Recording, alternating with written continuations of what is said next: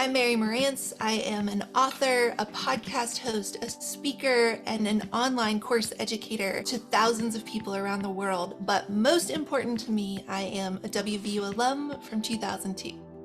I think for me, one of the biggest changes when I talk about that shift in my heart that WVU made is my whole life I'd sort of been brought up to see the West Virginia border as this place where you were sort of only safe if you stayed within it. My dad wanted me to get out, but by that he meant go to Morgantown and no further.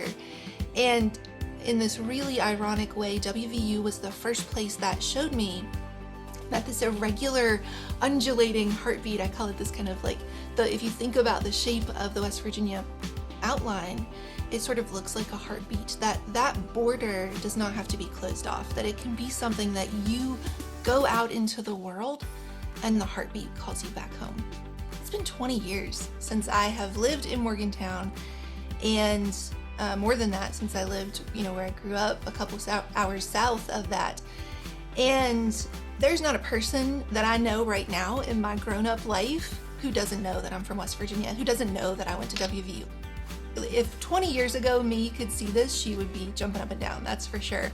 When I think about the whole trip, right, like crossing back into West Virginia, seeing that sign, playing country roads, being in Morgantown, walking around Woodburn Hall again, walking around campus, to being in the parade, I think for me the biggest moment that I am just gonna keep reminding myself to be in the moment, is standing on the field at halftime with the stadium full of fans. I have been in the stadium many, many times. I've been in the stands many, many times. I got to kind of like put a toe on the field once during a photo shoot we were doing. I have never gotten to be on the field at halftime to actually see it from that perspective, to be able to look up at that sea of blue and gold that I've been a part of so many times, and I can't wait.